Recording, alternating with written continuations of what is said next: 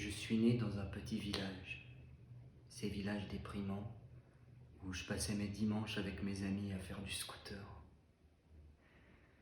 On tournait comme des dingues autour du bâtiment en préfabriqué qui servait de collège parce qu'en 2005, les bâtiments principaux avaient été incendiés. On n'a jamais su si c'était pour faire comme les émeutes à Paris ou les soirs de 31 décembre à la Méno à Strasbourg. Ce qui était sûr, c'est qu'il y avait beaucoup de ressentiment. Les visages de mes amis étaient extrêmement durs. Ce n'était pas comme on voit dans les films du cinéma français réaliste, des têtes de jeunes gens aux cheveux courts, mais finalement mignons. Ils n'étaient pas mignons. Ils étaient comme des bêtes fauves. Moi, j'étais une bête fauve.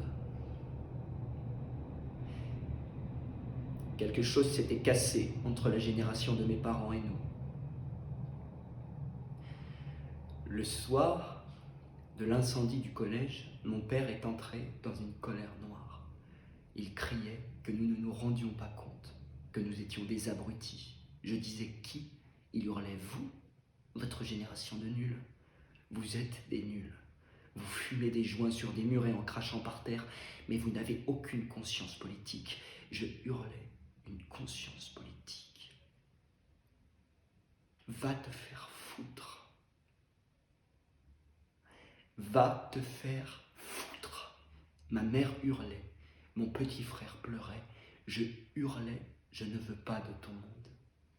Ton monde est un cauchemar pour une personne de 20 ans. Tout ce que tu aimes, je le déteste. Ce pourquoi tu t'es battu est risible, tu entends? Risible, je vomis tes idéaux. Tu n'as aucun rêve. Regarde ta tête. C'est la tête d'un homme sans rêve. Je vais te démonter. Je vais te démonter. Je hurlais encore plus fort que lui. Il me faisait pitié. Franchement, si j'avais voulu, j'aurais pu l'étrangler. Le ressentiment de mes amis était passé en moi. Comme parfois des rêves passent dans des corps et nous réveillent en sursaut la nuit. Je disais, je ne veux pas de ta vie de merde dans ton potager. Tes dimanches, dans ton potager et ton garage, tu nous casses les couilles à poncer pendant des heures tes meubles. On s'en fout de tes meubles faits maison. Quand tu seras mort, je vais les exploser et je vais les brûler. Tais-toi! Tais-toi! Ça, c'était à mon petit frère qui pleurait, mais je voyais dans ses yeux aussi qu'il y avait du ressentiment. Alors j'ai poussé mon père. Comme ça. Il est tombé en arrière. Ma mère a crié et j'ai dit une phrase. Je ne sais plus quelle phrase j'ai dit, mais j'ai dit une phrase. Une phrase horrible. Qui, comme dans un livre d'heroic fantasy que j'avais lu avec une couverture brillante, raconte que quand on fixait une méduse avec les yeux sur le bord du rivage, on se retrouvait pétrifié. Et je disais à mon petit frère, si tu sais pas ce que veut dire pétrifié, regarde dans le dictionnaire. Comme me disait mon père. C'est quoi binoir? Regarde dans le dictionnaire. C'est quoi serfouette? Regarde dans le dictionnaire. C'est quoi arrache-rumex? Regarde dans le dictionnaire. Et là, je l'ai poussé. Il y avait sur la table une pelle. Ça, tu sais ce que c'est, une pelle? Oui. Et il me regardait. Il avait le regard pétrifié. Et j'ai pris la pelle.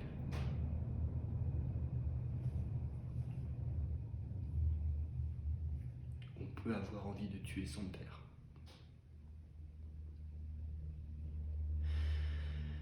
Et en fait, je suis sorti. Je suis allé dehors. J'ai marché. J'ai marché. Je marchais comme ça. J'ai appelé Eva depuis une cabine téléphonique, mais elle n'était pas là. J'ai hurlé, elle est où? Elle est où? J'entendais la voix de sa mère qui tremblait. J'ai fracassé le combiné sur la vitre, où il y avait des autocollants pour Jean-Marie Le Pen, et j'ai laissé tomber le combiné. J'avais des larmes comme ont les enfants, et j'essuyais la morve qui coulait de mon nez. Je suis ressorti, j'ai croisé Damien, qui ne m'a pas parlé, mais plus tard m'a dit que tu avais des yeux d'animal aquatique. Comment ça? De méduse? Oui, de méduse. J'ai levé la main, comme ça, et j'ai continué. Je suis arrivé près du bâtiment blanc. Il y avait Cyril, Domi, Erhueto. Il y avait Eva. Elle parlait avec Cyril. J'ai dit, tu parles avec Cyril, Eva? Cyril a dit, quoi? J'ai dit, je suis très énervé. Domi a dit, mais tu fais quoi avec cette pelle? J'ai hurlé, je suis jaloux. Tout le monde m'a regardé pétrifié. J'ai hurlé, je suis jaloux. J'ai mal. Je t'ai téléphoné, Eva, et tu n'étais pas chez toi. Ta mère avait la voix qui tremblait. Elle savait que tu étais en train de parler avec Cyril. Cyril, reste où tu es. Je vais démonter mon père.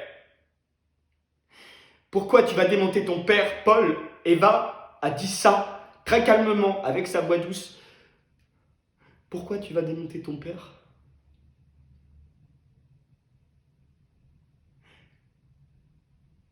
J'ai dit, Eva, je répétais, Eva, dis-moi la vérité. Je suis avec mes muscles tendus devant toi. Je vais tuer tout le village. Je vais tuer tout le village. Tu me dis que tu es chez toi. Je suis au bord de démonter mon père. J'ai besoin de toi. Et toi, tu parles avec Cyril? Alors la nuit est tombée brusquement et j'ai dit, je ne sais pas.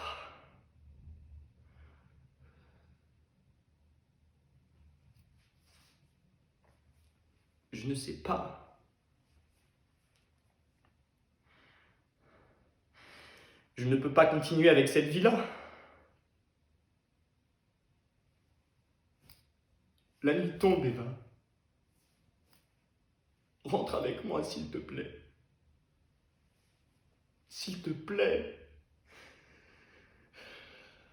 Quand je sors de l'enfance, mon premier professeur ne dit rien. Il me regarde, puis il dit « Recommence demain, mais différemment. » Je dis « Je ne comprends pas très bien. » Il dit « Tu crois qu'il faut comprendre pour faire? Fais d'abord. » Je ne sais pas trop quoi répondre. Je suis, comme on dit, sans doute trop fougueux. Un être fougueux. Au début, nous sommes fougueux. J'étais très fougueux. Comme Paul. Mais aussi comme Claire.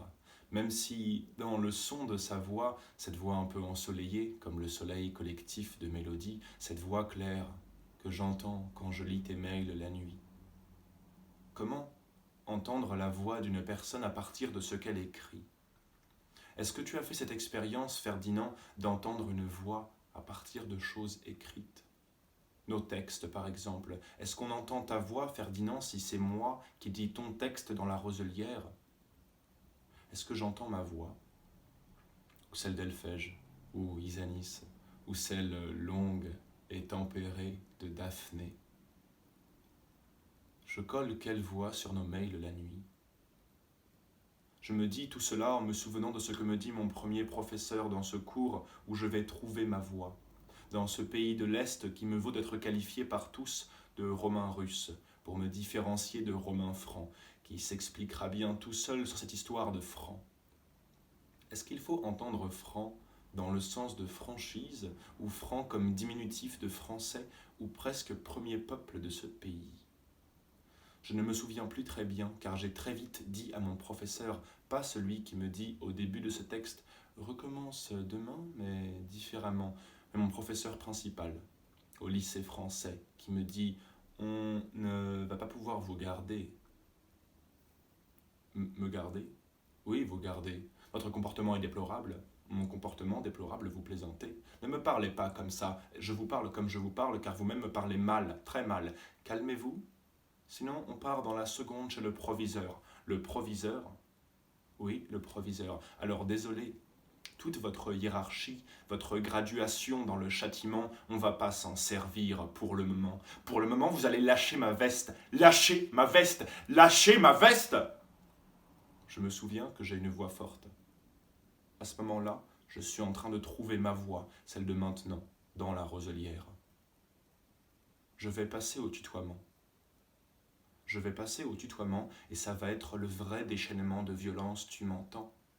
Si je décapsule ma langue, ça c'est une image que tu peux comprendre. Ton niveau c'est bac+3. Tu es la victime consentante d'un affaiblissement général de l'éducation. Tu enseignes l'histoire, géographie, mais tu pourrais faire économie ou mathématiques, ce serait pareil. On te permute. Ça te va ça comme mot?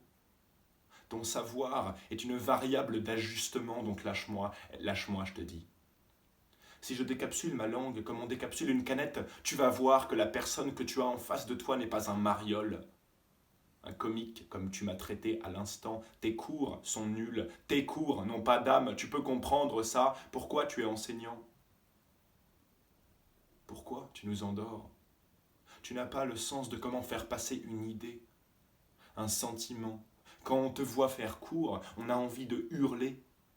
Alors que la vie dont tu menaces de changer le cours, ma vie, si tu m'emmènes chez le proviseur et que vous me jetez dehors et que ça change le cours de ma vie, oui, la vie, c'est tout ce que je veux mettre en œuvre si tu me jettes du lycée. Vas-y, jette-moi du lycée. Dehors, c'est la vie.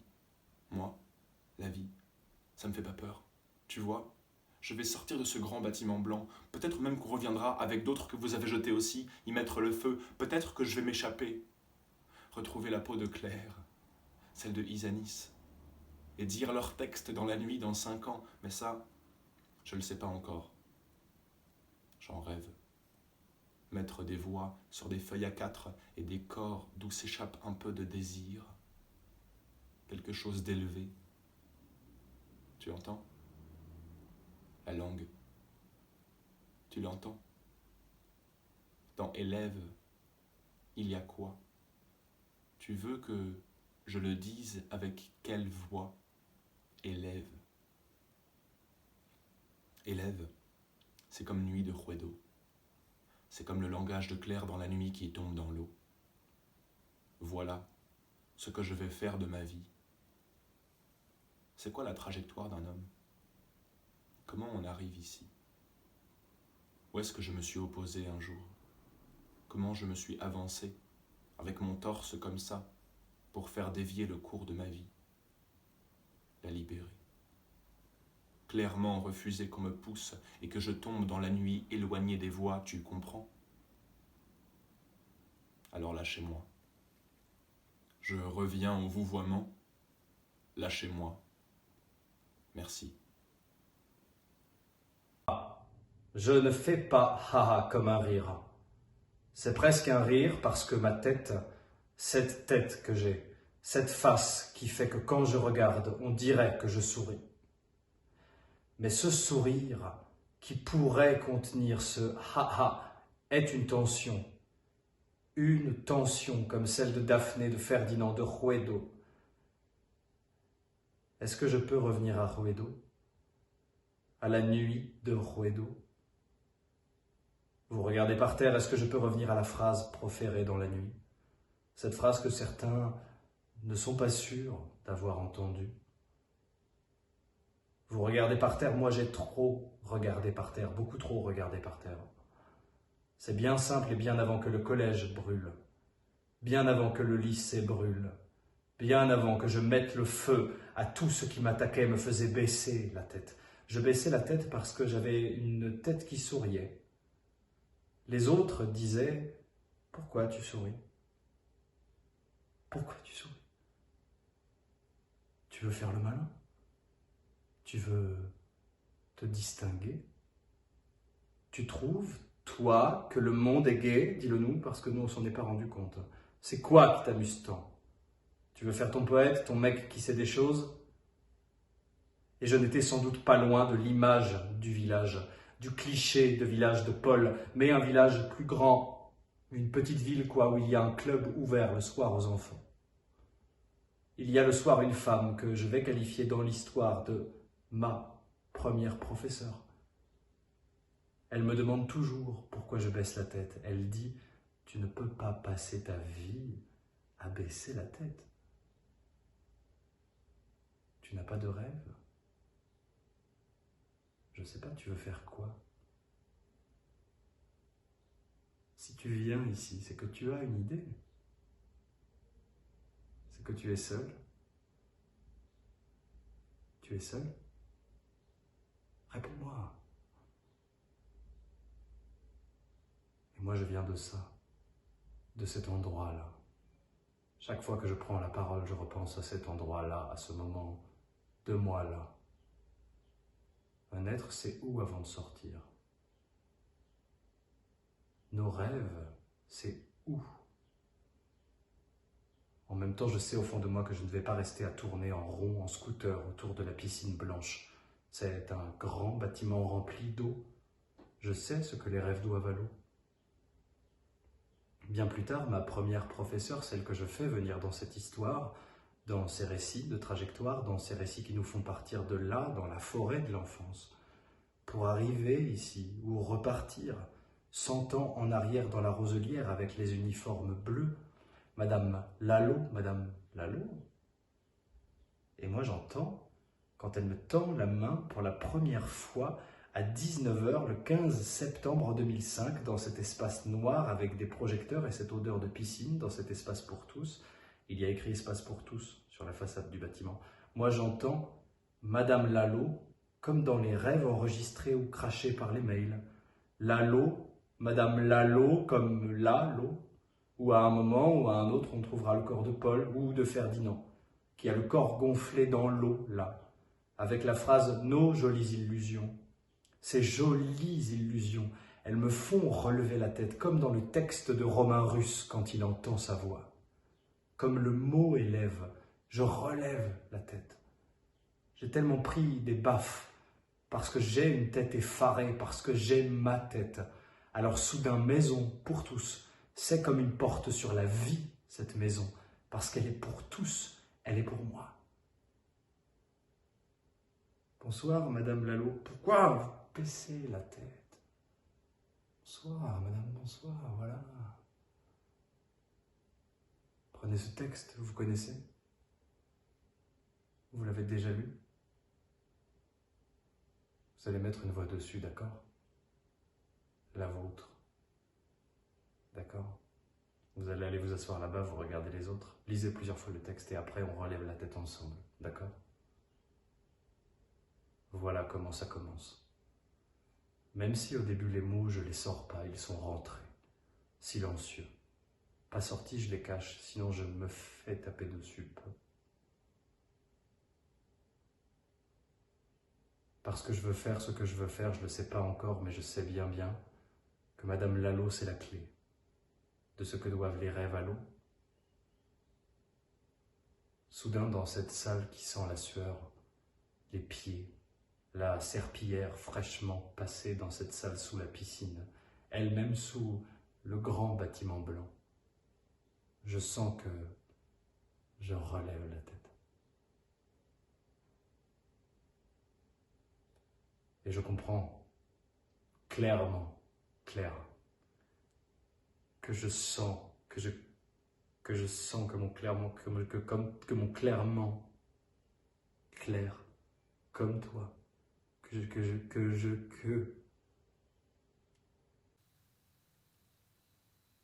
je suis sans doute à l'horizontale, que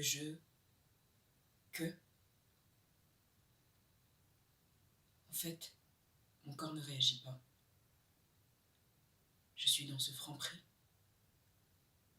dans ces endroits déprimants où il fait froid en hiver, où ça sent la barquette de viande en été. Dans ces endroits où on vend de la qualité médiocre en tout, car pourquoi vendre de la qualité à des pauvres? Les gens que je vois tous les jours sont comme ces Français qui gagnent à peine le SMIC et qui viennent chaque jour avec des coupons acheter une chose par jour pour manger une chose par jour.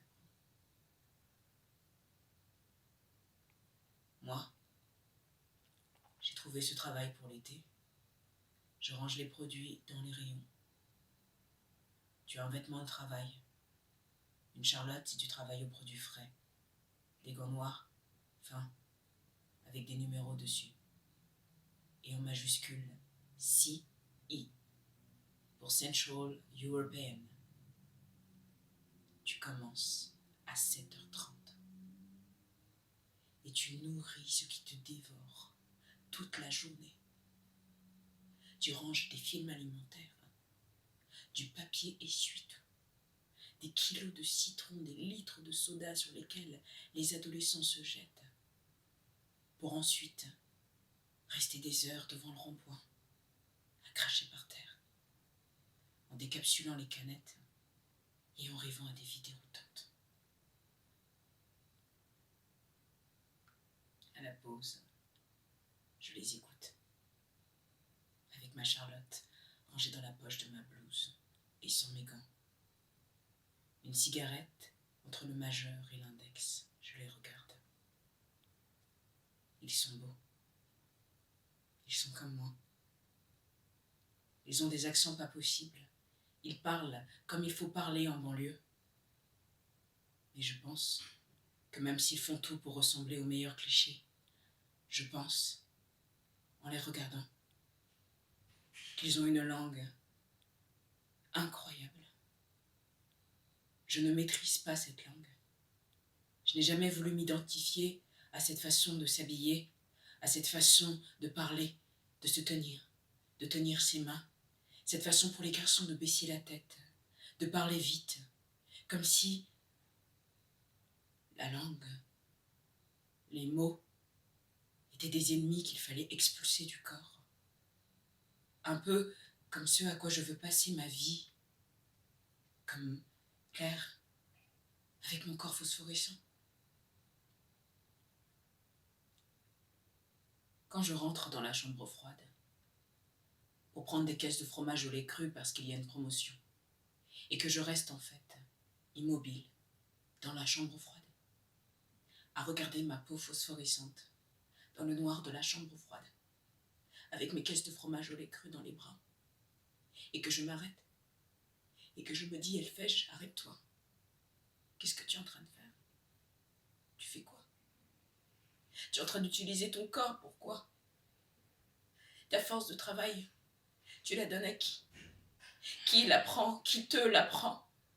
Pour combien d'euros à la fin du mois sur ta fiche de paie? Tu travailles pour qui? Ton corps phosphorescent, qui mettait tes mains vers le bas, qui déplaçait les pièces de tissu, qui ouvrait la jambe, qui changeait d'appui dans la roselière. Fais quoi maintenant? Tu es en train de faire quoi, Elphège? Avec ton corps immobile dans la chambre froide. Avec ta Charlotte et tes chaussures de travail à protection renforcée. Tu fais quoi? Alors que de ton corps, alors que de ta bouche, comme les adolescents devant le rond-point, qui inventent une langue loin des clichés, une vraie langue sensuelle, brutale et sonore, sort une langue d'il y a 100 ans qui dit « Nous avancions dans la roselière. Nos corps étaient nus, ou couverts de pièces de tissu. Nous portions des couleurs, plutôt des étendards. Une langue secrète de la couleur. Nous avancions. Nous rendions concret un rêve commun. Par le travail des champs et des jardins, nous étions assez insouciants, comme les garçons et les filles sur le rond-point. Ceux qui n'avaient pas de conscience politique, disait le père de Paul en hurlant. Vous n'avez pas de conscience politique et vous allez le payer très cher. Laissez les mains libres. Allez-y. À ceux qui parlent pour vous, qui ont une langue qui vous écrase. Ils ont une langue qui vous met par terre. Plein de mots excluants. Parce que eux ont fait les études que vous ne ferez jamais. Alors tournez sur vos ronds-points. Tournez-vous. Servez comme servaient les uniformes bleus il y a 100 ans. Alors que vous exposiez vos corps dans vos danses, dans la nature. Vous servez la grande boucherie généralisée. Alors tournez. Tournez. Voilà ce que je me disais dans la chambre froide. Quand mon chef s'est arrêté devant moi en disant « Vous vous croyez où? Vous faites quoi?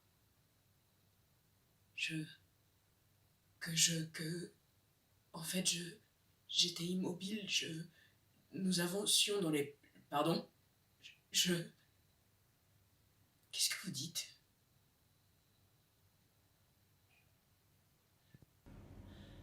Et là, Elphège s'évanouit.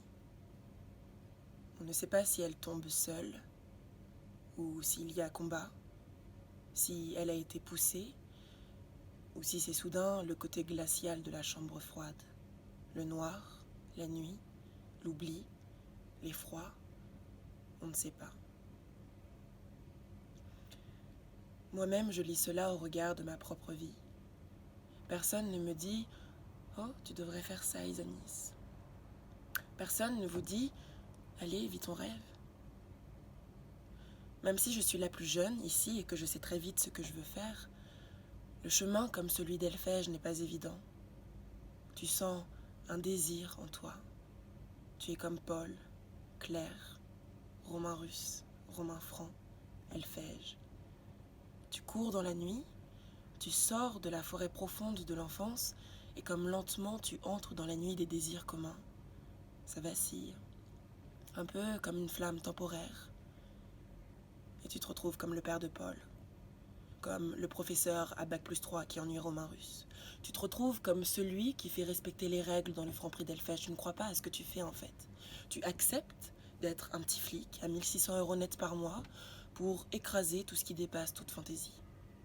Toute notre fantaisie, ici, où Ruedo fait des rêves et écrit nos récits. Ou même si nos jolies illusions qui tombent à terre comme phrase revient dans nos nuits, dans nos mails, dans nos peaux phosphorescentes, la mienne, ma peau qui est comme une sorte d'attente du futur, et bien même avec cette phrase, je crois à mon attente. Je crois à ce que j'ai en moi. Je crois. Je dis, c'est là que je veux aller dans cette roselière avec vous. Je ne veux pas me résoudre à ce que ma vie soit un job d'été. La vie n'est pas un job d'été, même si tu fais un max d'efforts, il faut faire un max d'efforts. Il y en a pour qui? Il y a un max d'efforts à faire. Tu nais sur ce territoire, mais tu as un max d'efforts à faire. Tu ne peux pas rester bouche bée dans la chambre froide à rêver. Tu dois avancer. Pas vers où tu veux la plupart du temps, parfois même tu gênes. Tu peux sentir en fait que ton corps, le récit de ton corps, c'est pas le récit d'ici ou le récit qu'on a envie de voir. Ton corps n'est pas une surface de projection qui permet de dire il faut tout représenter. Il faudrait rester dans un type de représentation. L'attendu. Mais pas celle qui donne à faire tout. Après tout, avec mon corps phosphorescent, pourquoi je devrais être assignée à ceci ou cela? Cela me blesse. Cela blesse le rêve.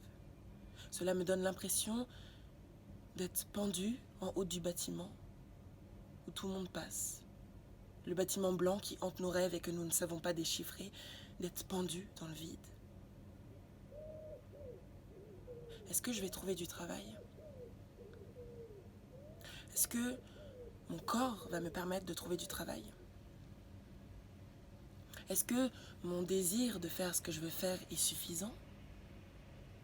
Ou est-ce que je vais me cogner? Combien nous cognons-nous?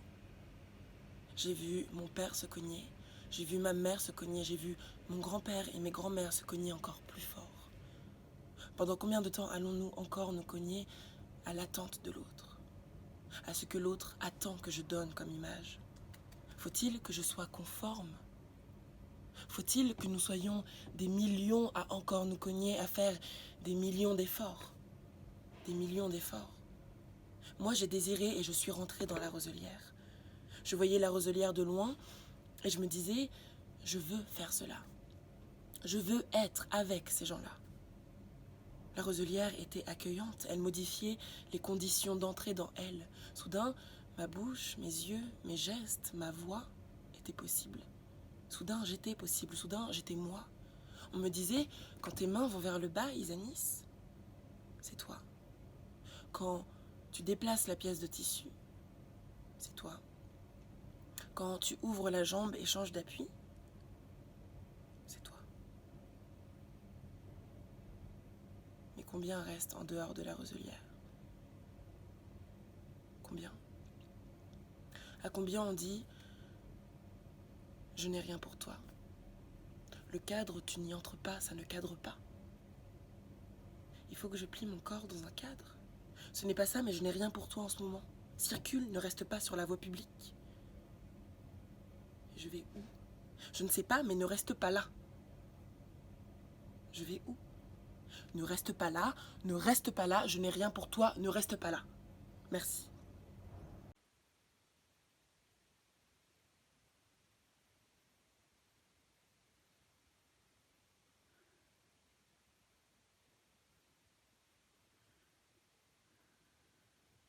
Je peux activer ma respiration. Si tu as un trou ici, moi, qu'est-ce que j'ai? Qu'est-ce que j'ai?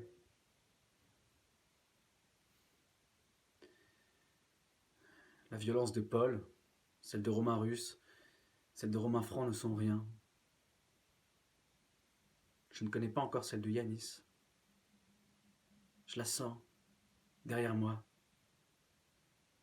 Tu vas me pousser, Yanis? Tu vas me prévenir, Daphné, si tu vois Yanis avancer dans la nuit? Il est sur le rond-point. Au loin, il y a Elphège, qui fume lors de sa pause. Elle a rangé sa Charlotte dans la poche arrière de son pantalon, et elle écoute le langage de Yanis, qui fait des gestes, qui dit des mots auxquels Elphège ne s'identifie pas. Moi, je m'identifie aux soldats qui suffoquent dans les trous d'eau. Ceux du langage de Claire, dans mon trou. Ici, Lalo. Ici, le trou rempli du sang de Wedo. Du sang de tous les jeunes hommes qui suffoquent sous les gaz, qui se roulent par terre sous les gaz, qui tombent sous les gaz quand ça tire dans tous les sens, qui se tiennent le ventre, la tête qui s'appuie sur les yeux, qui commencent à vomir, qui ont la peau qui gonfle comme moi, qui encaissent tout comme moi, qui portent tout sous leur peau comme moi. Et moi, je m'identifie à eux, à tous ceux qui tombent, à tous ceux qui montaient sur les terres pleins de terre au milieu des roseaux et qui tiraient en se pissant dessus de peur, en se laissant vider comme des bouteilles renversées, leur intestin, pendant que nous exposions nos corps phosphorescents dans la roselière. Nous dansions dans la roselière. Je crois que ma violence va éclater. Va éclater. Mais j'étouffe, comme Daphné. J'ai ce vide, là. C'est un vide fou. Une disgrâce pour la vie. Une difficulté. Quelque chose impossible à décrire. Je ne sais pas comment je pourrais tenter de décrire ce que nous, avec ce que nous voulons faire, sommes. Je suis insatisfait. Mais pas parce que Manon ou Lola ou Sabrina ne m'appellent pas. Je minimise pas, Paul, calme-toi. Mais c'est cette boule ici. Tout le temps cette angoisse qui me projette ici sur la surface en bois. Comment sinon expliquer les nuits avec les yeux ouverts face au regard dans la nuit? La méduse de Paul, la médusa de Daphné.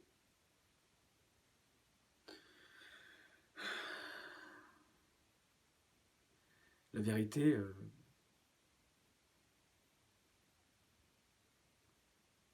c'est que j'ai peur. C'est ça qui nous projette ici. Le regard. Sans votre regard, je ne tiens pas. Je tombe. Qui tombe? Et tous, vous répondez « je tombe ». Sans nous serrer les coudes, nous tombons. C'est ce que je dis à mon deuxième professeur. Le premier est nul, il ne sait pas créer le désir. Je lui dis, tu vois, tu nous endors. Les textes, l'étude des textes, ce n'est pas ça. Moi, j'ai ici un trou, une boule, une attente. Appelle cela comme tu peux si tu pourras, mais j'en doute, bref, pousse-toi. Je le touche à peine, et il tombe à la renverse comme tombent les soldats il y a 100 ans. Pendant que nous promenons la joie de vivre sur la peau, les autres tombent. C'est quoi une communauté? Ça va jusqu'où une communauté? C'est quoi mon vérité? On va grimper? Ou on va tomber? Ou ma peau va gonfler Encore combien? Mais je hurle devant mon deuxième professeur. Calme-toi. Non, je n'ai aucune envie de me calmer. Alors on ne va pas pouvoir te garder. Me garder? Oui, on ne peut pas se permettre de garder des éléments comme toi. Vous allez me traiter comme Romain Russe? Sans doute, je ne connais pas Romain Russe, mais si Romain Russe a été expulsé, alors oui, tu seras expulsé. Moi, expulsé? Moi? Expulsé? Je suis déjà expulsé, comme Daphné. Tu ne comprends pas dans quel état nous sommes. Dans quel état nos parents nous ont laissés. On est à la dérive dans la roselière. Nous cherchons une famille. Tous, ici, cherchent une famille. Et tous, maintenant, regardent flotter la phrase. Nos jolies illusions dans l'eau, qui sait ce que les rêves lui doivent? Dans mon sang, dans le sang de Wedo, j'ai un texte qui hurle en moi. Qui hurle. J'ai mal. Mal, j'étouffe. Pourquoi ma vie est-elle l'enfer du rêve? J'ai besoin de vous. Venez contre mon corps. Venez, il faut que je tape dans des chairs. Il faut que je brûle en tapant dans des chairs. Aidez-moi. Aidez-moi, je vous en supplie, aidez-moi. Je vais foutre le feu. Empêchez-moi de foutre le feu.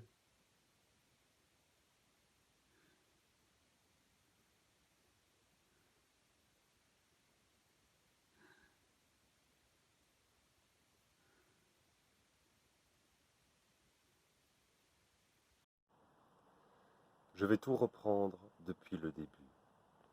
Je suis né dans ces petites cités du nord de Paris. Pas les grandes cités qu'on voit se révolter au journal de 20h, du temps où on regardait le journal de 20h, mais celles plus périphériques et plus calmes. Mes parents ont un pavillon, comme les parents de Paul, comme les parents de nous tous. Ici, nous sommes issus de la classe moyenne. Nos parents nous ont inculqué l'envie de travailler, de ne pas rester dans la rue, regarder passer les voitures de flics en civil. Les flics en civil passent et nous regardent, on appelle ça la caméra zoologique en mouvement. Ils nous regardent comme des animaux. Moi, je ne m'identifie pas à la violence supposée que je devrais endosser avec mon visage, mes dents, mes cheveux, ma force physique. Je refuse tout cela, comme tous ici. Je ne veux pas être assigné.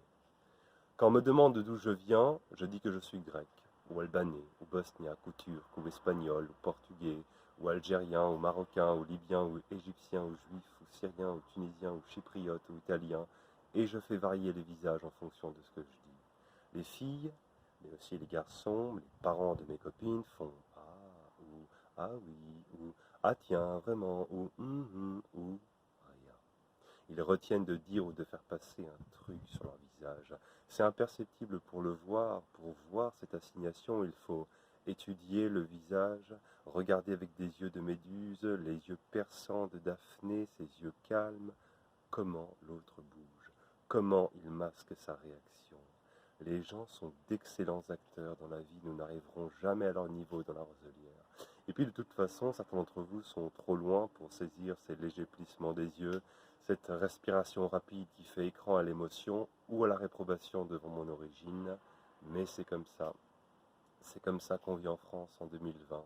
Et quand on n'est pas un cliché, qu'on ne veut pas par peur se fondre dans la meute, car il n'y a souvent rien d'autre à faire que se fondre, se tenir les coudes, se serrer les coudes, faire corps, s'habiller pareil, parler pareil, adopter des codes pareils, regarder par terre quand la caméra zoologique en mouvement passe, relever la tête quand elle est passée, cracher et recommencer. Quand on ne veut pas ça, quand on fait comme Romain Russe, qu'on lit en cachette et on ne veut pas se faire insulter parce qu'on lit, alors on apprend à avancer loin, on détourne son chemin, et moi, j'ai détourné mon chemin. Avec mon meilleur ami, les samedis, on va à Paris, on se renseigne, on visite les lieux où les gens se réunissent pour dire des textes. On est heureux et malheureux. Il y a des choses qu'on aime et des choses qu'on n'aime pas. Mais toujours il y a ce plissement des yeux, cette condescendance. On n'a pas les bonnes sneakers, on n'a pas les bons jeans, on n'a pas les bons manteaux, on n'a pas les cheveux assez longs, on n'a pas d'argent, ça c'est assez simple en fait, pas la bonne langue, on n'a pas les bons réflexes, on n'est toujours pas au bon endroit. Pourtant je suis grec, ah bon? Mais là maintenant l'établissement ferme, ne restez pas là, ne restez pas sur la voie publique, ne restez pas là. En même temps c'est vrai qu'il faut que tu travailles ton accent. Mon accent? Oui. Ah bon?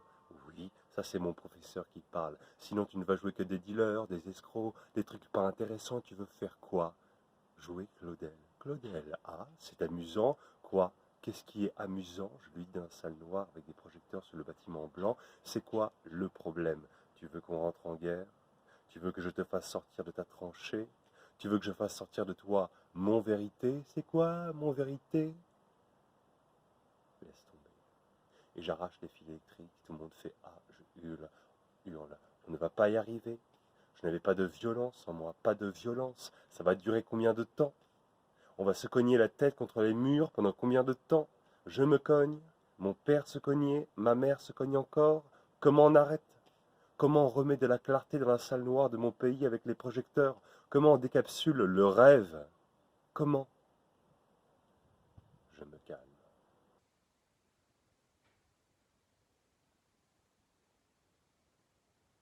Il y a un grand pain. Je le vois de ma fenêtre le matin quand je me réveille. Il est en tout point conforme au pain que je vois la nuit dans mes rêves. C'est un rêve récurrent, très clair. Cela ressemble à un paysage romain, ni russe, ni franc. Une colline. Il y a des arches, des façades très contrastées sous le soleil, un peu comme dans certains plans de théorème de Pasolini, que l'on regarde sur mon ordinateur dans mes draps où l'on se glisse avec Daphné, ou Océane, ou Claire, ou Isanis, ou Elphège, ou Estelle, ou tout ensemble, dans mes draps, en mangeant une salade végétarienne que j'ai préparée. Une sorte de paysage calme, chaud, silencieux. Ces images italiennes à midi, gorgées de poussière, à l'arrêt, rien. Le pain, face à moi, il se tient comme un signe, une flèche, un message qui dit « lève-toi, avance ». Je suis sur un chemin où deux routes se présentent, l'une qui dit « par ici », l'autre qui dit « par là ». Il est clair que l'une dit « par ici », c'est seul, par là, c'est plusieurs. Ces sentiments déformés, ces pains qui roulent dans l'image, ces routes qui montent à la verticale comme monte la route vers le bâtiment blanc qui peuple nos rêves et que nous ne savons pas déchiffrer. Toute seule, ou plusieurs dans la nuit, parfois la question se pose. C'est une question verticale, une côte à gravir, un mont vérité. Mais cela, je ne le sais pas encore, je reste pétrifiée dans mon lit. Au réveil, je fixe le pain. Je ne sais pas dire où est la part de vrai et la part de la chose rêvée, tu vois? Je vois, me dit ma jeune élève. C'est quelque chose qui est difficile à définir. Je n'ai pas la réponse, je ne sais pas par où ça commence, ce qui influence quoi. On ne sait pas. C'est comme une phrase qui passe de la nuit au jour et du jour à la nuit. Ça passe dans les corps. Tu ne sais pas comment ça passe quand ça passe. Pourquoi des fois ça passe et pourquoi des fois ça ne passe plus. Nous, ici, dans la roselière, sommes comme pétrifiés devant une chose qui passait et qui ne passe plus. Au lieu, comme nous l'avons fait si souvent déjà, de nous serrer les coudes, nous nous déchirons dans la roselière. Nous sommes pris de culpabilité, nous sommes pris de déchirement. Les communautés se déchirent de l'intérieur. Et moi, je suis à l'intérieur de ma chambre et il y a ce pain qui se tient comme ça dans la lumière, qui me regarde, qui me demande ce que je vais faire de ma vie. Je ne sais pas ce que je vais faire de ma vie, me dit une autre de mes élèves. Nous tournons en rond. En tant que fille, il y a de la violence incroyable contre nos corps. Parfois, il faudrait juste disparaître. On a l'impression, madame, ne m'appelle pas madame. Je vous appelle comment? Professeur.e. Professeur, ça existe déjà, enfin pas vraiment, mais depuis 2002, l'Académie en a, ouvré les guillemets, libéré l'usage et le soumet, comme ils disent, à l'épreuve du temps, fermez les guillemets. Donc vas-y, dis professeur, mais je préfère mélodie. Soumets à l'épreuve du temps le mot féminisé pour qu'il prenne de la place, qu'il installe son usage et que comme ton corps que tu dois cacher contre les violences, le mot, à la même échelle que ton corps, s'installe, devienne usage, prenne de la place. Prends de la place en tant que fille, en tant que femme, prends de la place. Le rêve, ce n'est pas se cacher. Le rêve, ce n'est pas se protéger en tant que fille. Le rêve, ce n'est pas subir les mots masculins sur les ronds-points. Je dis à mes jeunes élèves, le rêve, ce n'est pas gravir le mont vérité. Sors, va dans la rue, prends de la place. Tu es numériquement plus importante. Quant à la force physique, je demande à voir. Tu vois comme les garçons baissent la tête souvent. Tu sais pourquoi ? Parce qu'ils ont peur. Ils ont peur de nos yeux de méduse, celles qu'on regarde fasciner les étés sous les pins sur le rivage, celles qui sont sur le sable et qui nous regardent avec leur regard de médusa. Tu sais ce qu'il y a dans ce regard ? Notre force, c'est le regard de la force des femmes. Regardez dans le dictionnaire pour Médusa. Je dis à mes jeunes élèves, regardez. Je regarde le pain, moi, par ma fenêtre, lorsque soudain je me réveille avec cette chose en moi, ce plein en moi, face à la route, face à seul ou plusieurs. Et ça, mon parcours, ma trajectoire, c'est plusieurs. Voilà pourquoi je suis là. C'est tout. C'est déjà ça. Ça, je le sens dans mon dos.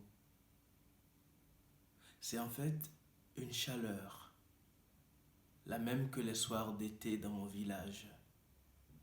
Ce n'est vraiment pas un grand village, c'est le village de mes grands-parents.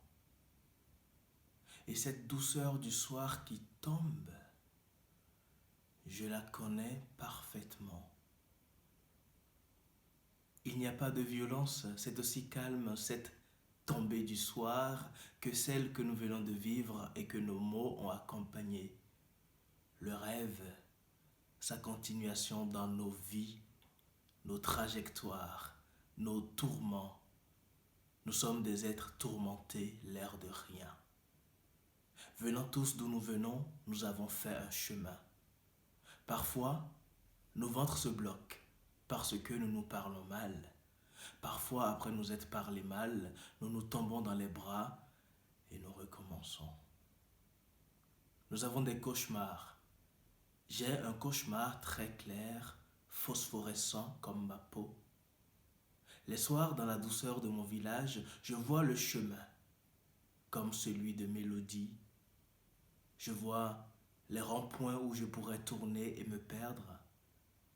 Je vois aussi ces deux routes et le départ. Je sens le départ. Je sens cette chaleur sur ma nuque et je sens le départ.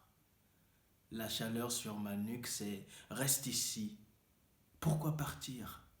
Ce qui est dans ton dos est bon, c'est là d'où tu viens. Pourquoi partir?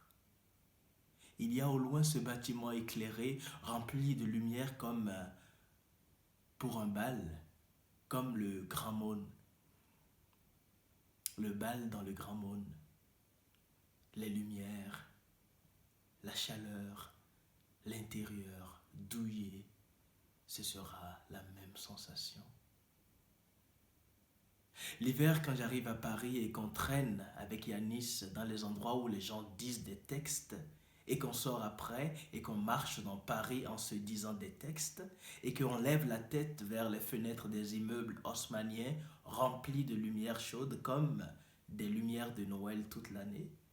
C'est des appartements où c'est Noël toute l'année. Tu as vu? Je dis à Yanis, ces lumières, toi et moi, nous n'y serons jamais en train de se baigner dedans.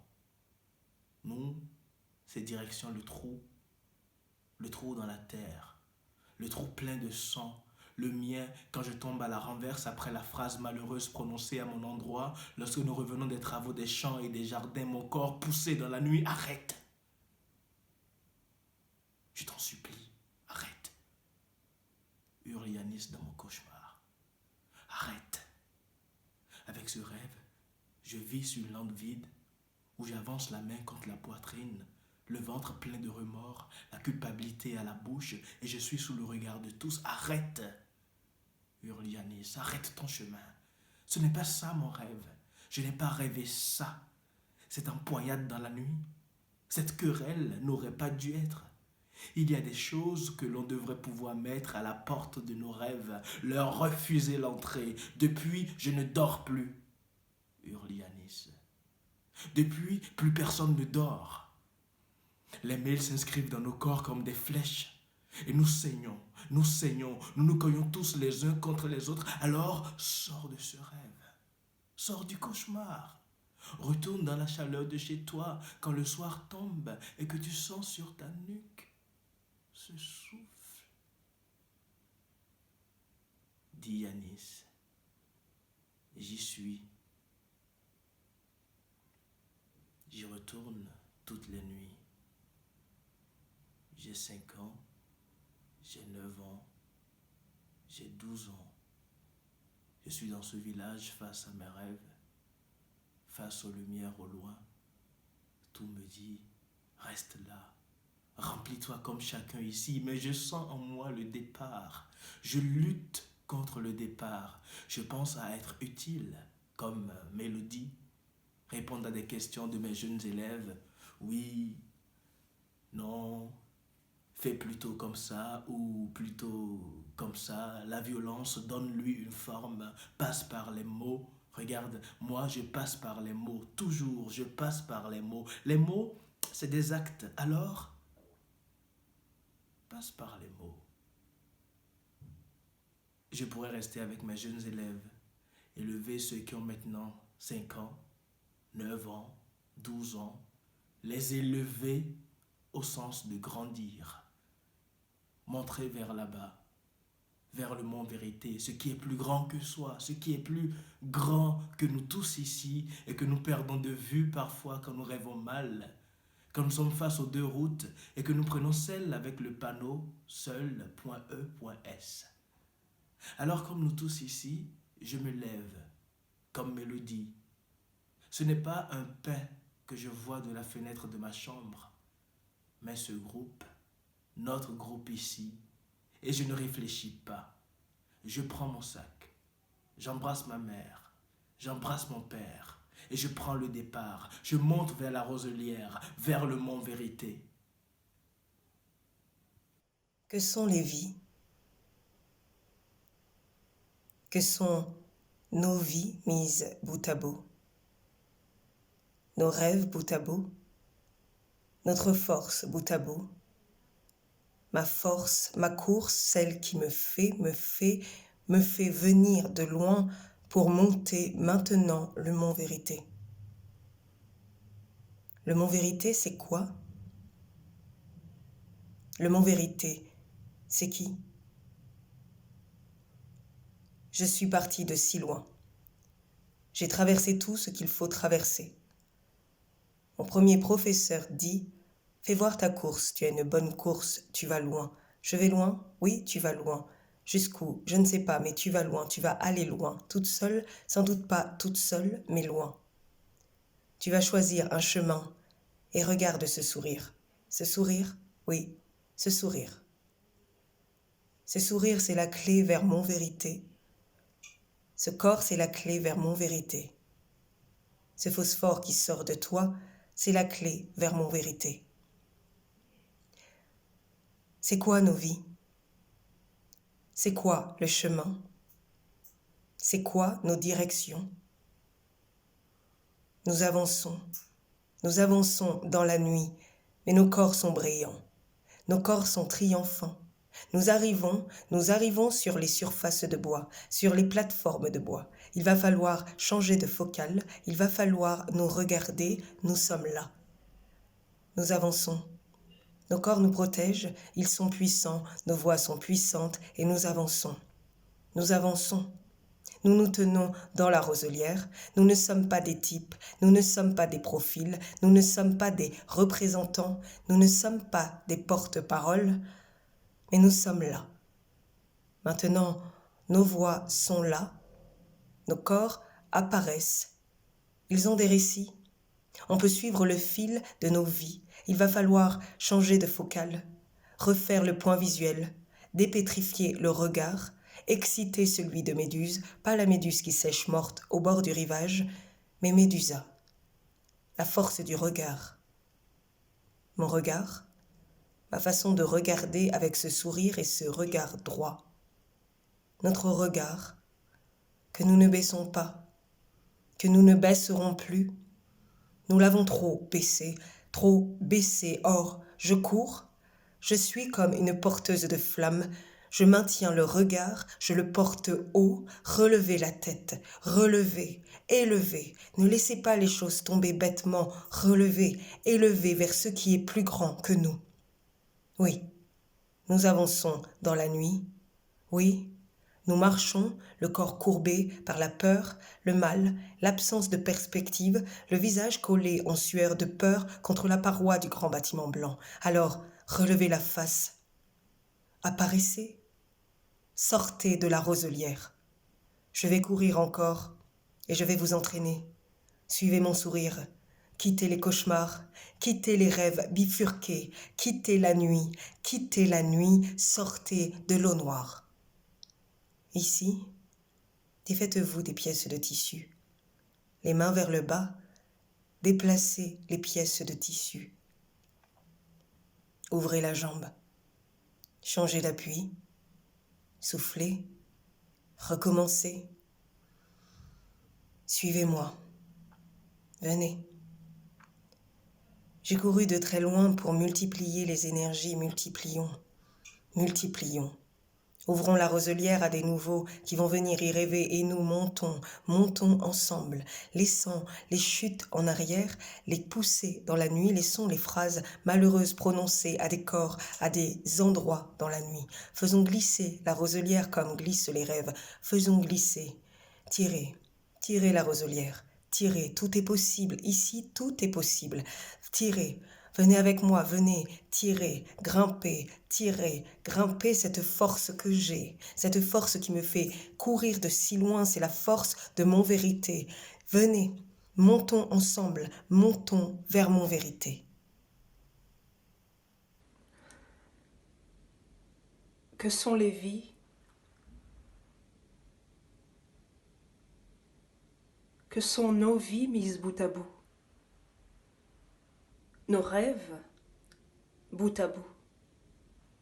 Notre force, bout à bout. Ma force, ma course, celle qui me fait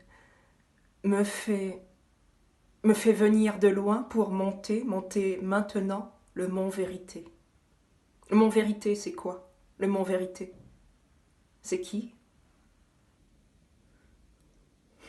Je suis partie de si loin. J'ai traversé tout ce qu'il faut traverser.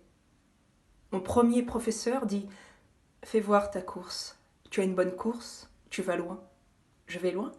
Oui, tu vas loin. Jusqu'où? Je ne sais pas, mais tu vas loin. Tu vas aller loin. Toute seule? Sans doute pas toute seule, mais loin. Tu vas choisir un chemin. Et regarde, ce sourire. Ce sourire? Oui, ce sourire. Ce sourire, c'est la clé vers mon vérité. Ce corps, c'est la clé vers mon vérité. Ce phosphore qui sort de toi, c'est la clé vers mon vérité. C'est quoi les vies? C'est quoi le chemin? C'est quoi nos directions? Nous avançons. Nous avançons dans la nuit, mais nos corps sont brillants, nos corps sont triomphants. Nous arrivons sur les surfaces de bois, sur les plateformes de bois. Il va falloir changer de focale, il va falloir nous regarder. Nous sommes là. Nous avançons. Nos corps nous protègent, ils sont puissants, nos voix sont puissantes, et nous avançons. Nous avançons. Nous nous tenons dans la roselière. Nous ne sommes pas des types, nous ne sommes pas des profils, nous ne sommes pas des représentants, nous ne sommes pas des porte-paroles, mais nous sommes là, maintenant. Nos voix sont là, nos corps apparaissent, ils ont des récits, on peut suivre le fil de nos vies. Il va falloir changer de focale, refaire le point visuel, dépétrifier le regard, exciter celui de Méduse, pas la Méduse qui sèche, morte au bord du rivage, mais Médusa.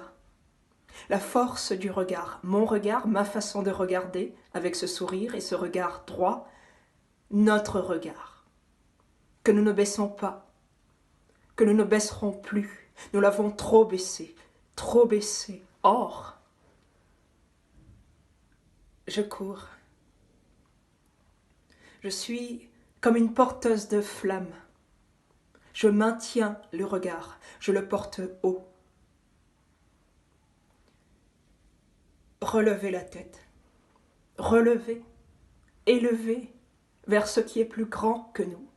Oui, nous avançons dans la nuit, oui, nous marchons le corps courbé par la peur, le mal, l'absence de perspective, le visage collé en sueur de peur contre la paroi du grand bâtiment blanc, alors relevez la face, apparaissez, sortez de la roselière. Je vais courir encore et je vais vous entraîner, suivez mon sourire. Quittez les cauchemars, quittez les rêves bifurqués, quittez la nuit, sortez de l'eau noire. Ici, défaites-vous des pièces de tissu, les mains vers le bas, déplacez les pièces de tissu, ouvrez la jambe, changez d'appui, soufflez, recommencez. Venez avec moi, venez. J'ai couru de très loin pour multiplier les énergies. Multiplions. Ouvrons la roselière à des nouveaux qui vont venir y rêver et nous montons. Montons ensemble. Laissons les chutes en arrière, les poussées dans la nuit. Laissons les phrases malheureuses prononcées à des endroits, à des corps, dans la nuit. Faisons glisser la roselière, comme glissent les rêves. Faisons glisser, tirer la roselière, tout est possible. Ici, tout est possible. Tirer, grimper, cette force que j'ai, cette force qui me fait courir de si loin, c'est la force de mon vérité. Tirer, montons, allez, montons vers mon vérité.